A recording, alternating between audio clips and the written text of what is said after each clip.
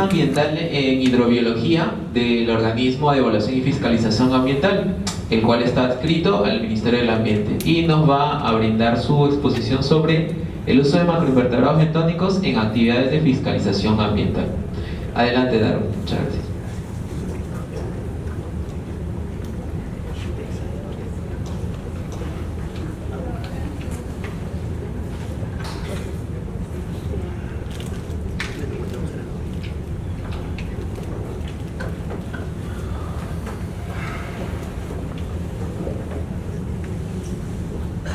Buenas tardes a todos. Antes que nada, agradecer la invitación de Jorge y bueno, de la universidad. Siempre es un honor regresar aquí a San Marcos, lugar donde me he formado. Y bueno, como ya indicó Jorge, este es el tema que voy a presentarles a continuación. Vengo de una entidad pública y bueno, antes quisiera hacer un descargo de responsabilidad. Las opiniones que aquí se puedan dar las hago en uso de mi facultad como persona natural con derecho libre a opinar, y no necesariamente representa la opinión de la institución. Lo que me voy a abocar a presentar más que todo es información que se ha recogido de todas las evaluaciones que se han hecho públicas.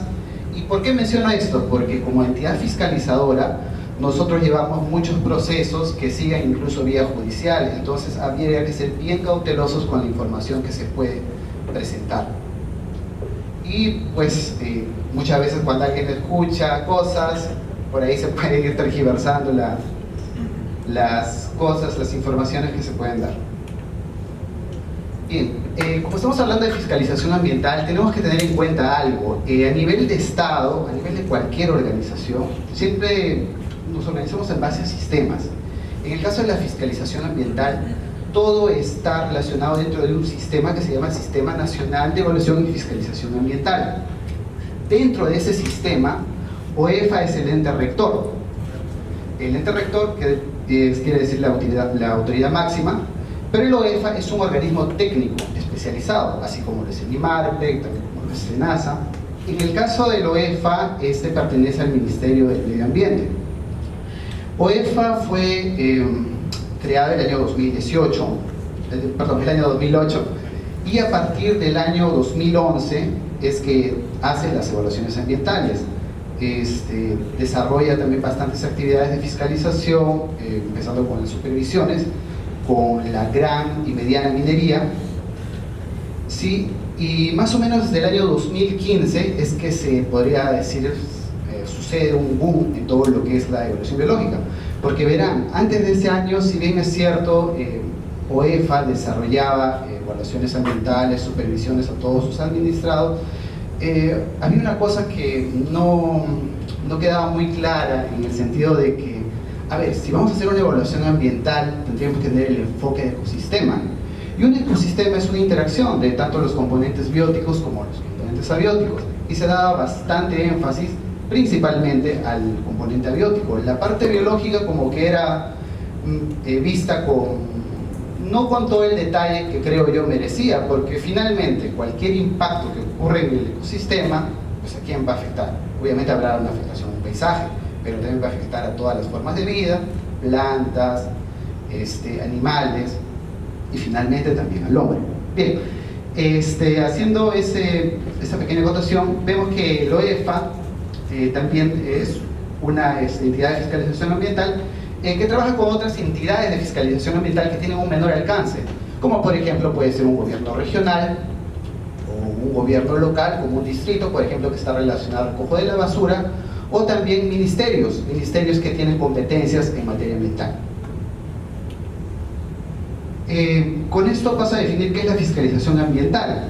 Es un conjunto de acciones que realiza una entidad de fiscalización ambiental, puede ser el OEFA, puede ser un gobierno regional, un gobierno local, destinadas a asegurar el cumplimiento de las obligaciones ambientales.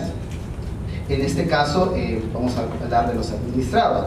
¿Qué es un administrado? Un administrado, por ejemplo, es una determinada empresa, que puede ser una empresa minera, puede ser una empresa de hidrocarburos, o puede ser también una empresa acuícola muy grande, o una empresa incluso que produce papel, cemento, cerveza. Y lo que es la fiscalización ambiental hay que entenderla como un macroproceso que involucra varias partes. Una parte de ella, podríamos decir la primera etapa, es la evaluación. ¿Qué se evalúa? Se evalúa los diferentes componentes ambientales mediante la vigilancia y monitoreo. Los cuerpos receptores, puede ser un río, una laguna o el mismo aire que respiramos.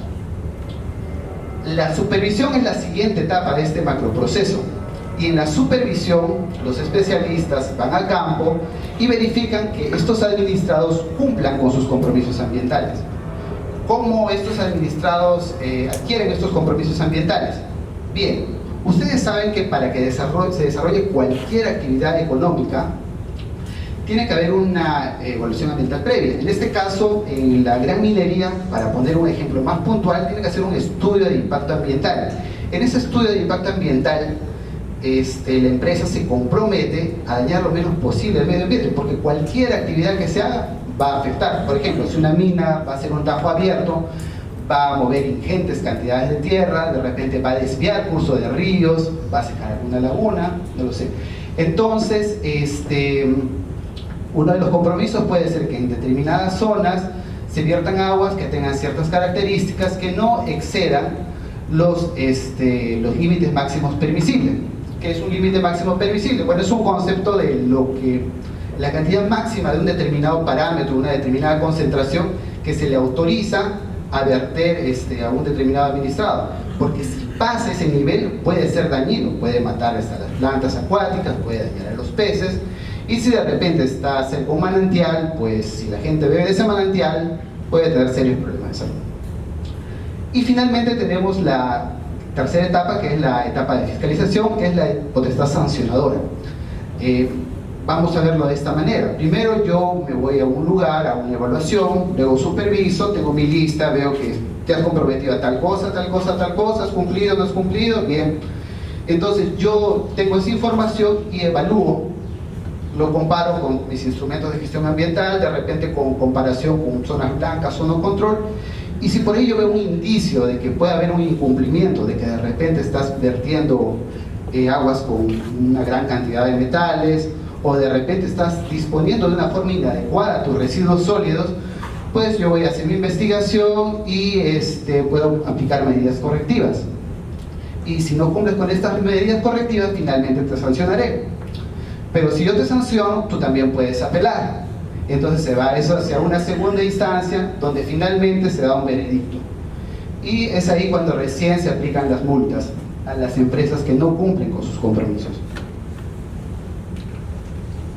Bueno, ya aterrizando más en el tema de esta exposición, me voy a enfocar principalmente en lo que son las evaluaciones ambientales dentro de lo que es la fiscalización. Cuando nosotros planteamos una evaluación ambiental, tenemos que entender que es un trabajo multidisciplinario. O sea, haciendo solo hidrobiología, haciendo solo evaluación de flora, fauna, pues no voy a tener una interpretación muy exacta del ambiente. Necesitamos recurrir a otros especialistas, como de repente químicos, ingenieros ambientales, de repente hasta geofísicos, dependiendo del objetivo de esta evaluación. Por ejemplo, en algunas evaluaciones necesitamos hacer evaluaciones geofísicas para saber si una determinada instalación minera puede por ahí tener alguna filtración que pueda estar llegando a nivel subterráneo a afectar un cuerpo de agua, un río donde de repente pesca la comunidad, o donde de repente vayan a ver los animales, como comentaba aquí el colega Manuel. Bueno, evaluamos también el agua, el sedimento. En el sedimento donde finalmente se ocurren las deposiciones de todo lo que puedan traer los cuerpos de agua que de repente llega a un río principal. También el agua subterránea mediante piezómetros, que son unos tubos que se profundizan para ver más o menos cómo está el nivel freático, los cursos de agua que están muy debajo de la tierra. Los suelos también se suelen evaluar, y flora y fauna silvestre. Con esto ya podríamos tener una mejor comprensión de lo que ocurre en el ecosistema, claro, como les comentaba, de acuerdo a los objetivos de la evaluación.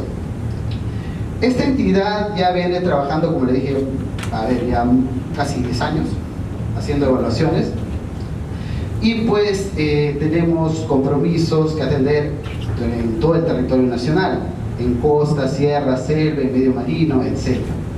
Y voy a presentar 3 casos muy puntuales donde se han desarrollado evaluaciones hidrobiológicas.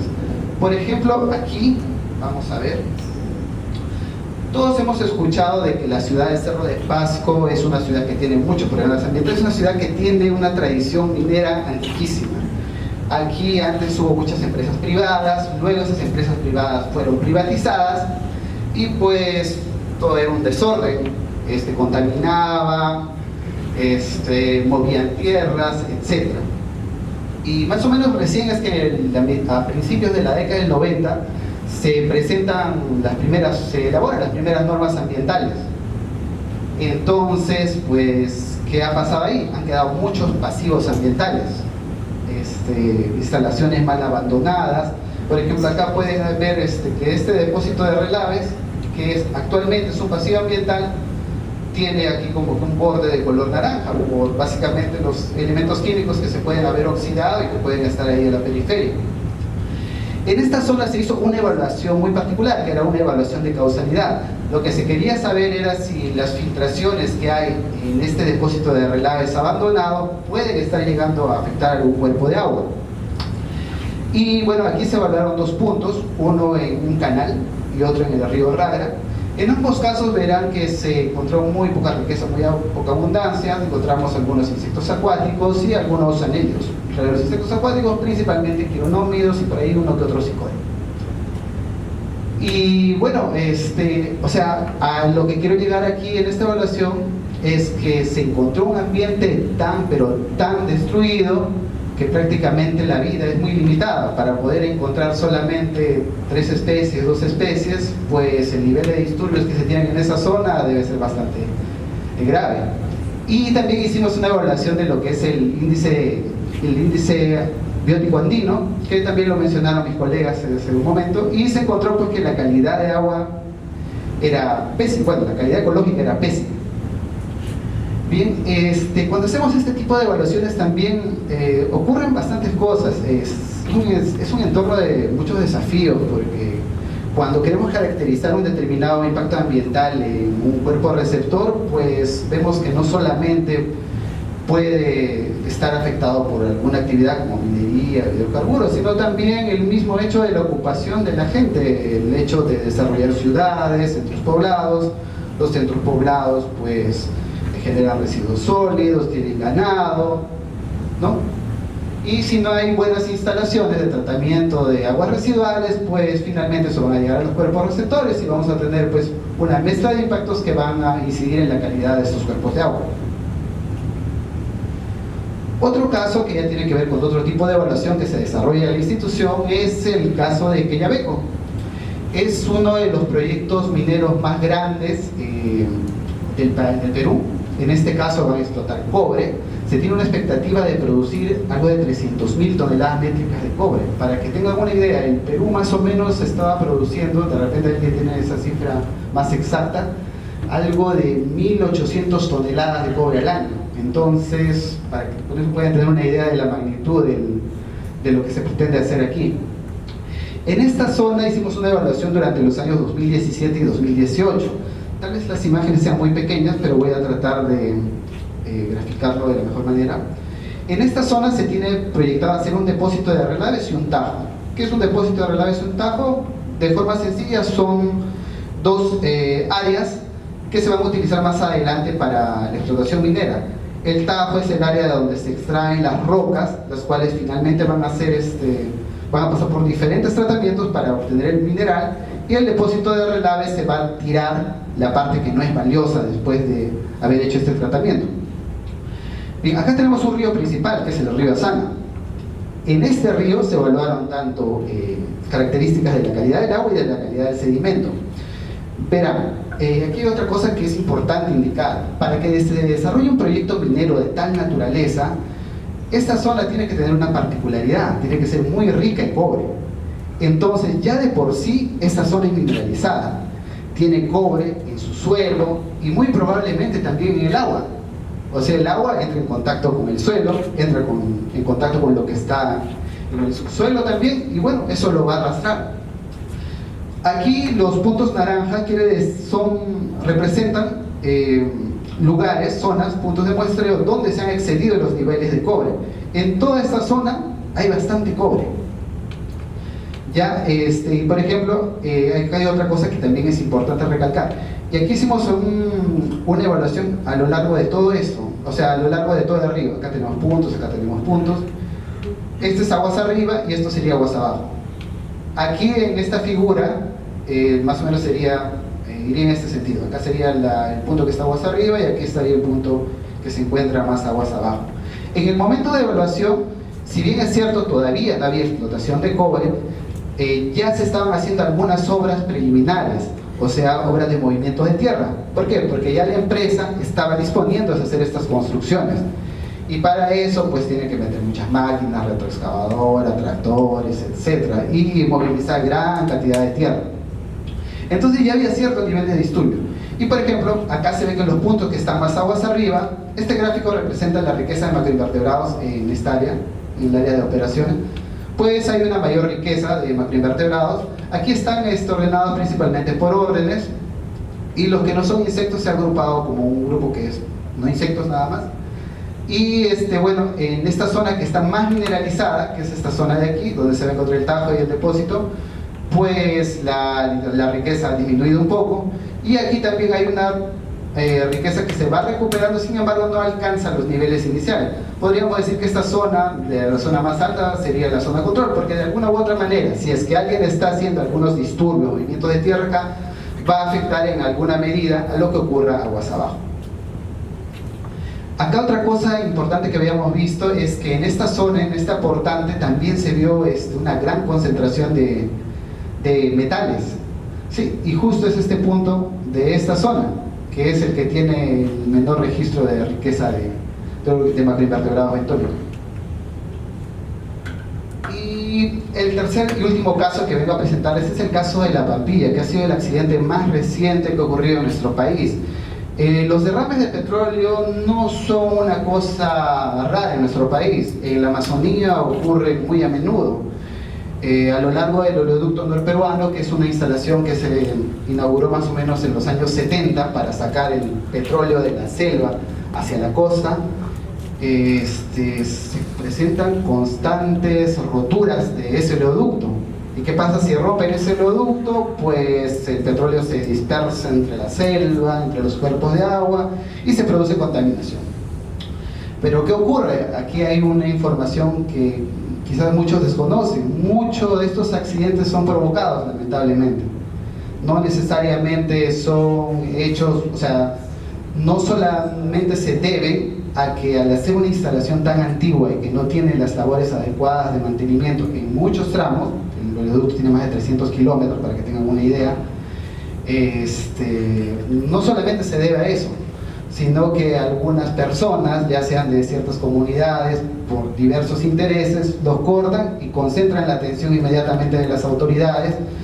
Y bueno, nosotros como autoridad, nosotros no pedimos explicaciones de por qué lo has hecho, no, sino vamos a caracterizar en todo caso el impacto ambiental y después de hacer las investigaciones